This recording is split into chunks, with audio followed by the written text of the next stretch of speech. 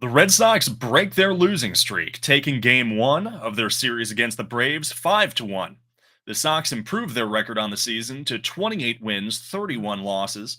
I'm Nick the Voice, joined by Jim Dolfino and Jeremy Schilling, and we are the Bastards of Boston. And if you want more, you can go to bastardsofbostonbaseball.com for written articles and an ever growing product. So, where do we start with this one? It's nice to get a win finally after so many days of heartbreak. Giolito pulled after 85 pitches. Maybe we can start with a familiar story there and discussing these starting pitchers who are not capable of giving us deep games aside from Crochet. Yeah, I'll start off. Pretty good appearance by Giolito overall. 4 2/3 innings pitched, 5 hits, 1 earned run, couple walks in there, had a few strikeouts. The biggest thing is the 85 pitches over 4 2/3. Chorus seems to be having a hook right around that 80 to 85 pitch mark of late. My concern for that, as probably you guys as well, it's not sustainable. You can't just have your starters going 5 or less innings 6 days a week and expect to get great output by your bullpen. Additionally, that's going to wear thin. I did put a tweet out tonight that this was game 58, and Brennan Bernardino has now appeared in 26 of those 58 games, which is kind of a astronomical amount of appearances. But he got the out he needed, luckily enough. But the reality is that is not going to be a sustainable product when you're going to be June 1st on Sunday. Yeah, I mean, with Crochet, when he came out after 85 pitches, it was more about the future long-term contract. I think Cora actually came out and said we're trying to protect him. I think some lip reading went on, and he said something to that when he got to the mound.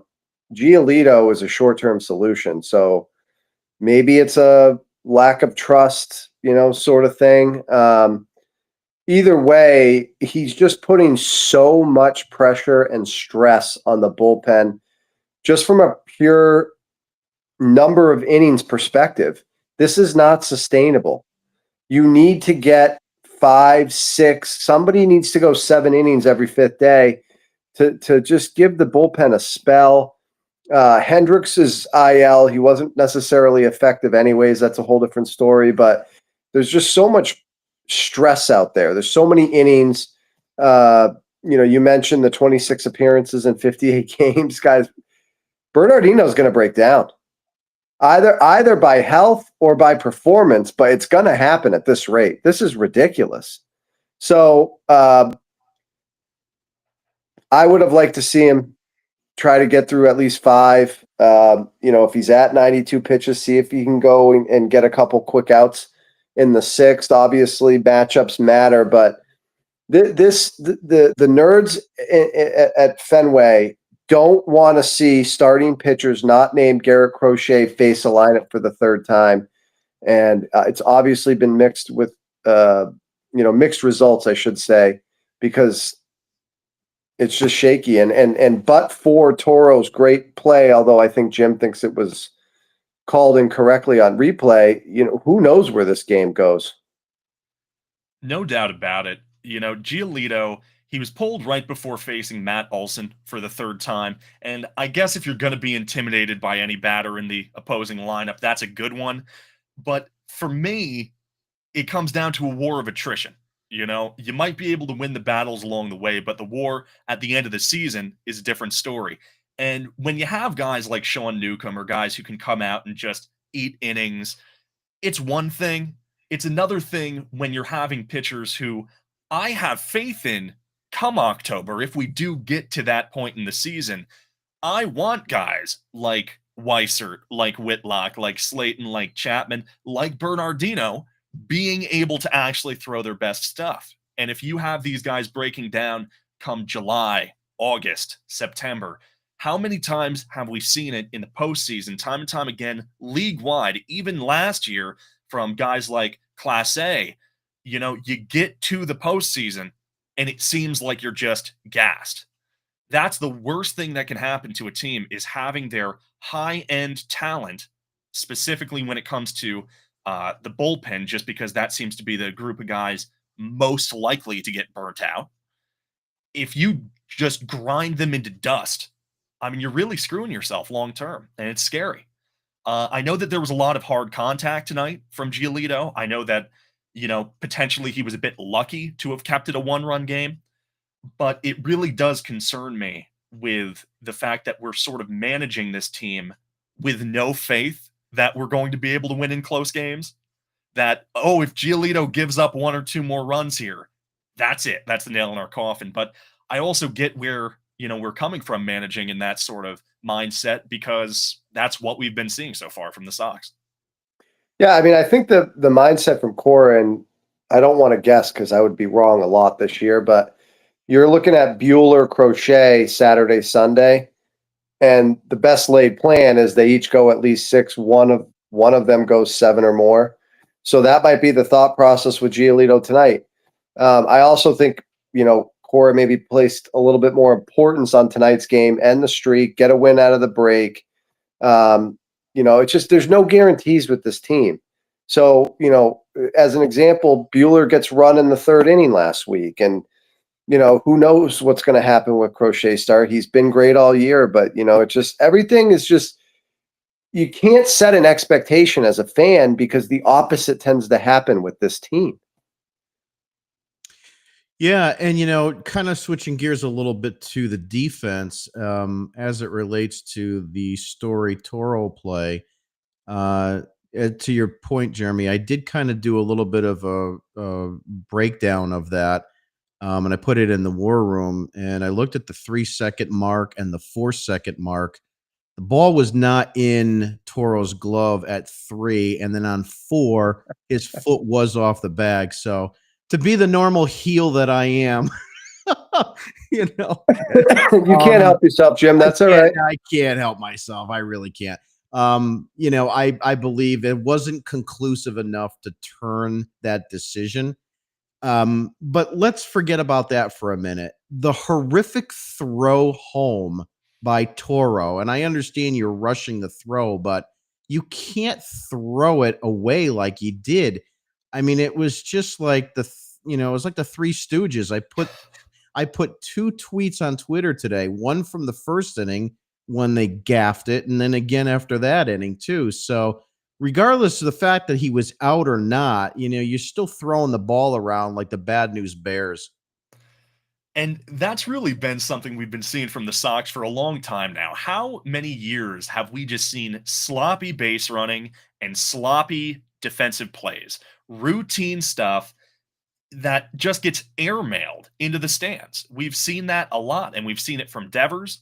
We've seen it from Hamilton. We've seen it from Story. We've seen it from Casas.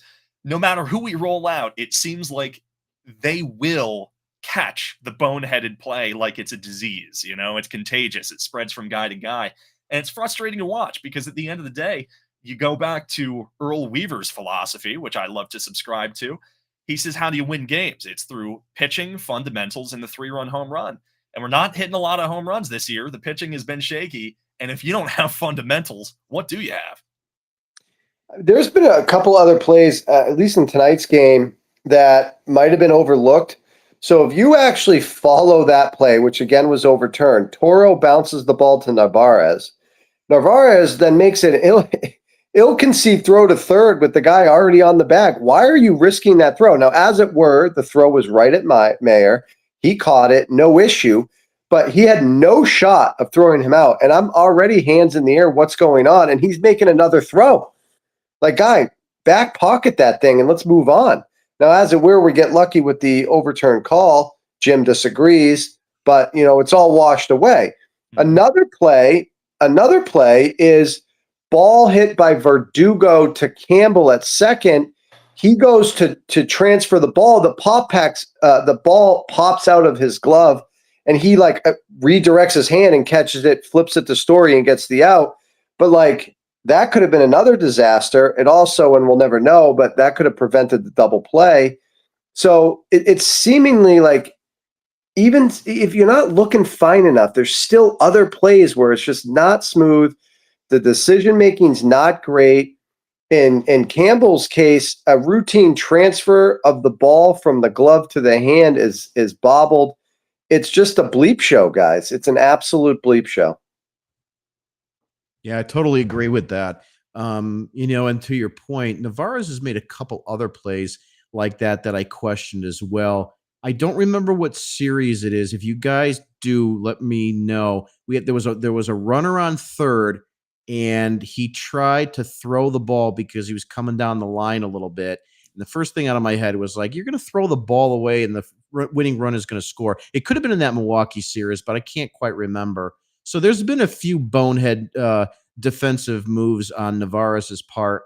Again, he's a rookie, but you do have Jason Varitek there, who's supposed to be the catching guru. I mean, you should be working with him a little bit harder so that you don't make those kind of mistakes. Look, mistakes happen. It's repeated mistakes that concern me. Right. Exactly. Jim, I'm aware of what you do professionally. Mistakes happen. It's the people in business and professional sports in any walk of life that make the same mistake over and over again that you have to have a problem with. One thing I did like about Navarez tonight was the double to right center, though. Oh, yeah. His bat's been wonderful. It really has. The fact that he's been able to make such consistently good contact. He's not the most disciplined guy up there. He strikes out a fair amount. He'll chase pitches. He'll whiff. But, I mean, when the barrel percentage is that good, it's hard to deny. Good things happen. And because of that, he's been able to find the gap quite a bit. And, I don't have a spray chart up in front of me, but it sort of feels like he's not necessarily been a one-trick pony these days. He really is finding different areas of the field to attack. Speaking of guys that I want to give a shout out to, what about that wonderful defensive play from Meyer? Absolutely brilliant. Just steals a line drive. I forget who hit it, but he just makes this leaping grab, and that's the value, I think, of having a great defender on the field. I saw that, I believe the metric is defensive runs saved. We're currently leading in right field and center field and at catcher. And we're top 10 in left field. It's great to see, but obviously second base and shortstop has been a bit of a disaster for us. To actually get Meyer's defense on the field, even if it is at third base, I feel like it's making an impact even when he does have a quiet night at the plate like he did tonight. I'd like to see a bigger sample size, obviously. I know that's kind of a cop-out, but young player, mistakes are going to be made, but he does show the ability. If you have the arm to play short, you probably have the arm to play third. You just have to catch the ball hit right at you. You don't have to rely so much on the range. So if he's steady with balls at him and he provides kind of an anchor there at third base, it helps. First base has also not been good.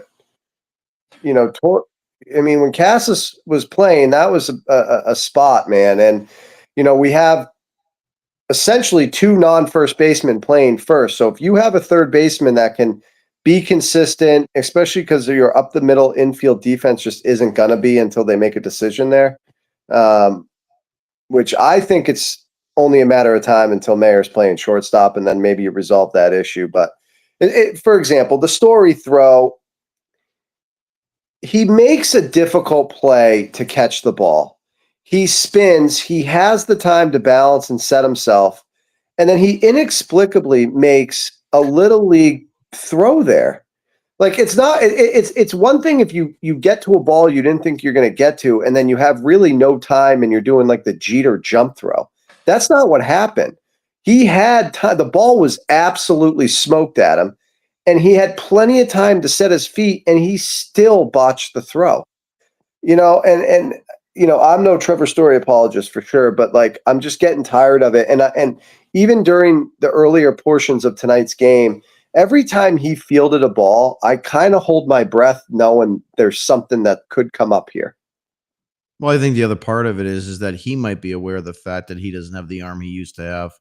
So he could be rushing that kind of a throw, and that plays a role into it. I mean, it's really clear that he's not the defensive guy he once was. And this is another reason why I think a guy like Mayer should be at his natural position in short. I've mentioned it many times that I have concerns with moving guys around. This team has done this numerous times over the last 20, 25 years. And in most instances, it doesn't work out for a lot of those players. And when you're doing that as a rookie, it's not going to make things better. It's only going to make things harder for them, in my opinion. Again, Campbell's played second, he's played center, he's played left.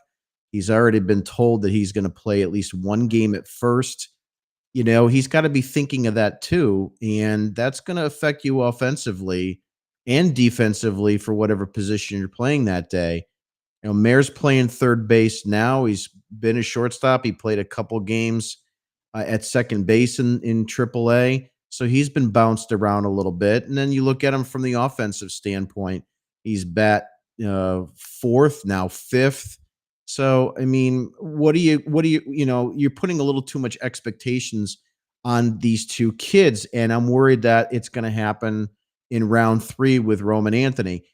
One of the things the Red Sox were really good at during, I would say, between 2002, 2003, all the way up till, 2020, let's call it, when they got a rookie and brought them up to the major leagues, they had a sustainability of having most of those players bat ninth, right?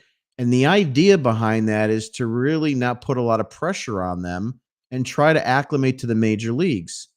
And unfortunately, this team is so inept on a night-to-night basis that they don't have that ability to try to get them to acclimate to the major leagues in a slow, sustainable way. So I think you're going to wind up putting too much pressure on these 3 kids. And I hope it doesn't backfire, because let's face it, this entire organization has been running on these 3 guys for the last four years, and give or take with Anthony or Campbell. But you get my point. If they don't work out, it's going to be curtains for this team, because where do you go from there? Who's the next guy on the list? Joe Hoxton, Garcia, or they call him the password.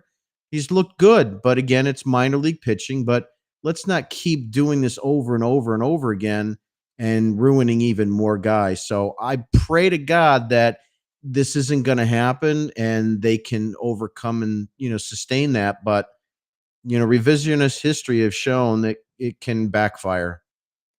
Yeah. Prospects will hit, prospects will miss. That's the nature of the game. More often than not, they'll miss. These 3 guys have been hyped up to such a degree that you're right. We've been relying on them. It was the big 3 with Anthony, Meyer, and Teal. And then it became the big 4 with Campbell, and then Teal got traded, and now it's the big 3 once more. And we are really counting on these guys because, like you say, who is after them? Stinson isn't going to be ready for at least another year, you would have to imagine. He's doing very well in AAA, but he just got there. Arias, I think, is down in either high A or double A right now. Again, doing very well, but shouldn't be here for another year or 2. And I think that a lot of the problems that we have discussed and been discussing, whether it's, offensive struggles from Campbell and Meyer, whether it's defensive struggles from guys like Story or guys like Narvaez or anyone, I think that when you have a team where the expectations were sky high, like they were this year, and especially for the Boston Red Sox, where the organization, you sort of expect every year the expectations are sky high, right? I think that when you have a losing team that is failing to live up to their expectations, you get too many individual players who are trying to put the team on their back, and they end up trying to do too much. And because of that, they are going for excellent plays, not just good plays, excellent plays, because they feel they have to. Otherwise, the team's going to lose. And so you get these guys making throws that they probably should pocket. You get these guys swinging for the fences when a single would probably be just as good. And it really is kind of a culture problem that's been brewing in Boston for the past few years, and we need to turn it around. Even tonight, as nice as, some of those rallies were, the 7th inning, incredibly painful, incredibly familiar, back-to-back singles, no outs, 2 men on. One out afterwards, I think Duran popped up or flew out. Devers walks the bases loaded. We weren't able to actually score any of those runs. Thankfully, we were able to score when we loaded the bases again in the ninth. But overall, on the night, 2 for 12 with runners in scoring position. It's more of the same. 100%. The bullpen bailed him out tonight. It's we already talked about the starting pitching. It's not a formula for winning games at the big league level, not on a consistent basis. And this team needs to start playing with some consistency. I mean, they've put themselves behind the 8 ball. If they're not going to rip off a long winning streak, they've got to start winning series. And the consistency has to be in every area of the game. It has to improve in every area of the game. Pitching, hitting, situational hitting, base running, defense. Like, I could go on and on. This team is subpar to maybe average across the board. And then you have a team that's already like that. And to Jim's point, you add in 2 rookies, prospects, and you slot them in the middle of the lineup. I mean, and I understand Bregman's hurt. I don't want to hear about Casas's injuries, hitting 186 when he went down with a 500 something OPS. Don't come at me with Casas got hurt. We already needed a fix there. So, it's a problem. I remember when Bogaerts came up, he was playing out of position. He hit in the bottom of the lineup. As the roster aged out, he went back to his natural position and assumed hitting in the middle of the lineup. But prospects are still prospects until they play and show over at least half a season who they're going to be. So you're relying on guys with essentially no track record, and you're being forced to put them in a position in the lineup to have at-bats that win and lose the game. It's too much. It just, and I hate it for the players because they don't realize it now. They're trying to make a name for themselves. And what competitor is going to say, hey, Skip, don't bat me 4th tonight, my rookie season, 4th game of the year, whatever I played in, 6th, 7th game? No one. Then you don't have a competitor. Then you already know the prospect isn't going to be what you want him to be. So they, of course, take on the role, but it's not fair to them. You're supposed to protect the players. You're protecting Devers. You don't want him to grab a glove, but you don't want to protect the rookies. You don't want to protect the bullpen. You want to run them out there and have them pitch over 5 innings a game. I don't know. We talked a lot about Cora the last time I was on with Jim, so I don't want to get into it again and rehash it. But, there's just – and I know guys, here's the crazy part. We won tonight. Story hit the longest home run by a Red Sox in 2025 today.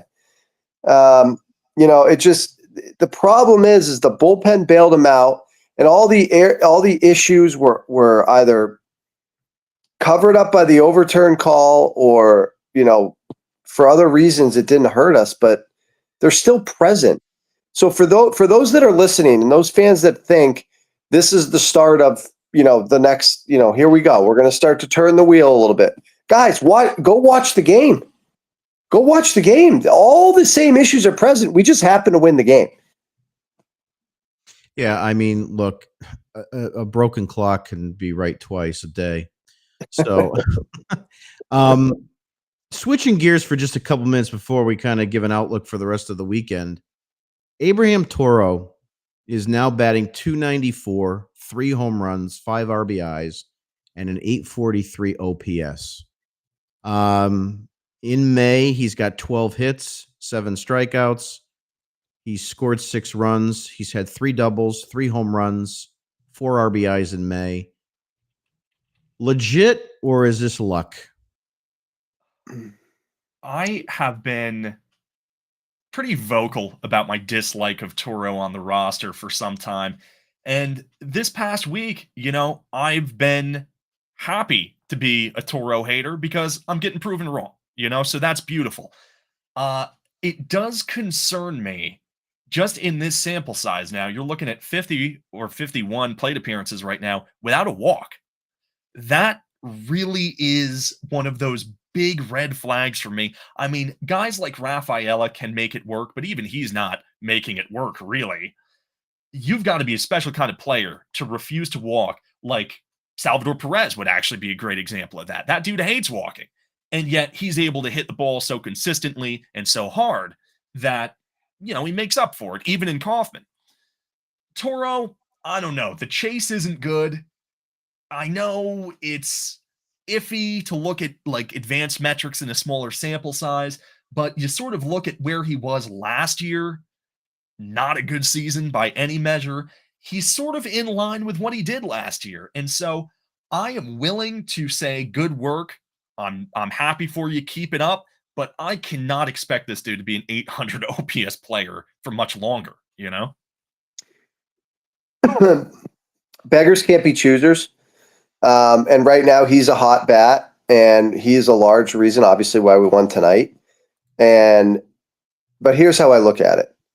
He is 100%. You're not going to get any reasonable person to disagree. He is not the long-term solution at first base. So while he's hitting, while, he's doing what he's doing, you got to put him in the lineup and let him hit.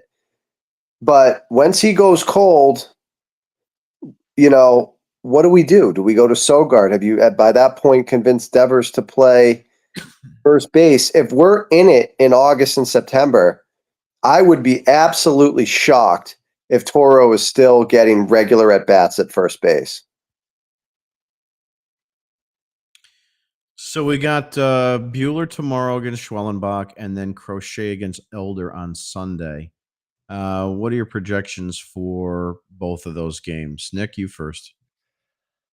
I'm feeling pretty good about the Crochet Elder matchup. Elder has not pitched very, very well. 4.5 ERA right now on the season. I'm a little more concerned about Schwellenbach. I've got a lot of faith in Buehler. I think that he's been pitching better as the season's been going on. Schwellenbach, he's no slouch either. He's very stingy when it comes to the walks. He doesn't like to give them out.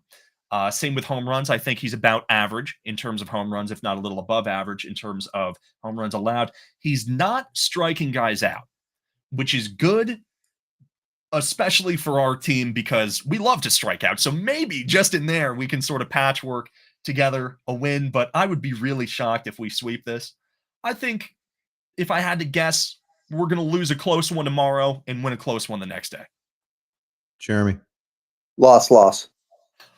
I didn't know if you listened the other night, but I went into this, so I'm going to be briefer than I was the other day. I've been on this podcast on and off for like 4 seasons. I have always gone to the matchup for the forecast of what I believe is going to happen. That has almost no value with this team because you don't know what dumb things they're going to do to affect the ball game. So while on paper you obviously love Crochet, I think they're going to find a way to lose the game. They haven't hit for him all year. Okay, this isn't emotional. It's really not. I know you think it's emotional. It's not emotional. This is based on the eye test. Crochet will pitch well, and he will likely leave the game up a run or it tied. It'll have to be, 1-0 or 0-0 because while he is going to have a quality start, we're not going to hit, and they'll find a way to just blow it, whether it be, again, inability to hit in extra innings or whatever it is. And I know they won tonight, right? And I should be positive, but they're still doing the stupid things consistently. It's going to be pervasive throughout the balance of this series and into next week. And until there's a major shakeup, either with the roster, the dugout management, whatever they deem to be the best thing to light the torch here, they haven't shown the ability to stop doing the dumb things. It's going to continue in the series. The Braves will win the series 2-3, or 2-1. I'm sorry. Yeah, I kind of feel like you do, Jeremy. I'm really shocked that they won today. I figured I called a sweep to begin with before the series started, and surprisingly, they pulled this one off. I think they tried to lose it, to be honest with you, but it just didn't go their way. To Nick's point, Buehler has looked a little bit better. It looks like there's been an uptick in his velocity since he's come off the IL. So, from a positive standpoint, I like that. I just don't see in a head-to-head matchup that he can match up with Schwellenbach. As far as Crochet is concerned, again, they're paying him to be a guy that's going to have an ERA of 2. They're paying him to be a guy that can win 15 ball games in his sleep. So they need him to go out and throw a shutout. And unfortunately, if that doesn't happen, there's a very good likelihood that he's going to lose. And the numbers support that. You don't have an ERA of close to 2 and be 6-6 in games started by your ace. It just doesn't happen. So I'm looking at 2 losses for the next 2 nights. I think the Atlanta Bats are going to wake up a little bit more. And especially if they can pull a few off of Bueller, I think they can then take that into this third game of the series. Don't forget, they were playing late, I think, last night. So they could have been a little bit tired coming in, which would, they'll get a good night's sleep tonight. And I think their bats are going to wake up tomorrow. Well, and one last thing I want to add actually about Crochet is obviously we were all very upset in that early yank against the Mets. And Cora's big reason for that was that the previous 2 weeks, or the previous 2 starts rather, Crochet had gone over 100 pitches each start, and so they wanted him to be on a bit of a hook. And I remember coming on here after Crochet's last start saying, why did we push him to 108 pitches? Are we going to get into a situation his next start where we want him to go deep? And Cora's going to say again, oh, well, he just pitched 108 last time, and so I guess that is very possible this time. Maybe now that we are looking like we're going to need our pitchers to go deep, we need someone to, and maybe Cora will say, oh, well, we got to keep him fresh 90 pitches. You never really know, unfortunately. I do know that despite the nice things tonight, Story, like you said, hitting a no-doubter home run. Campbell showing signs of life over the past week. I think he actually has an on-base a little over 300 in the last 7 games. So he's starting to at least not be a black hole. And Toro having a 3-hit game, 14 strikeouts. And like I mentioned before, 2 for 12 with runners in scoring position. You've just got to do better overall as a product. Fielding, running, hitting, pitching, everything. If the Red Sox want to keep their wild card hopes alive, which it's hard to say they're alive right now, 2 games behind Toronto in third place, right?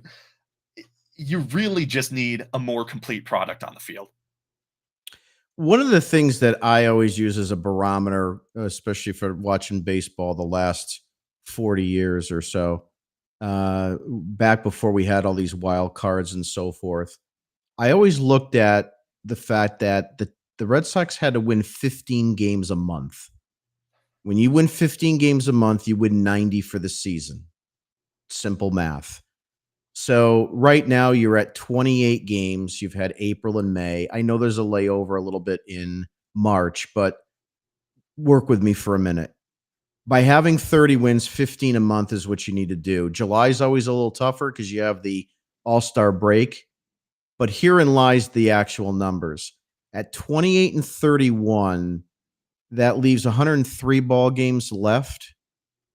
To win 90 games, they got to go 62 and 41 over the balance of this schedule. And you have absolutely no faith that they could do that. I don't have any faith that they could do that because they haven't had a sustainable win-loss record up until now that would support that they could do that, especially now with Bregman out. So I don't know, 62 and 41 is a big reach. I'd say no chance. No, I'm not seeing it. I'm really not. We are fortunate that we are in the American League right now. In the National League, we would already be, encouraging the office to just sell off Chapman, sell off all these pieces, because over there, I mean, this record would be so far from acceptable, so far from competitive. We're lucky that the Rays, the Blue Jays, these are teams that can flame out. The Twins, these are teams that can flame out. But we're also a team that can flame out, as we've been showing this entire season long by flaming out. So with us pushing the relievers as hard as we've been, with our rotation falling apart, Bayo, Houck, just being awful. And like you said, with Bregman going out, we do not have elite baseball in front of us. I just can't see that happening with this current roster. So that's all for tonight, unless you gentlemen have any closing thoughts. Tomorrow, the game will kick off at 4:10 p.m. We'll see what Buehler can do versus Schwellenbach. Both the Red Sox and the Braves hoping to turn their seasons around, really. 28-31 for Boston, 26-30 for Atlanta. Both teams kind of comparable in a lot of ways. We have been the Bastards of Boston. Remember to check us out at bastardsofbostonbaseball.com for written articles and much, much more to come. And we will see you next time. Have a great night.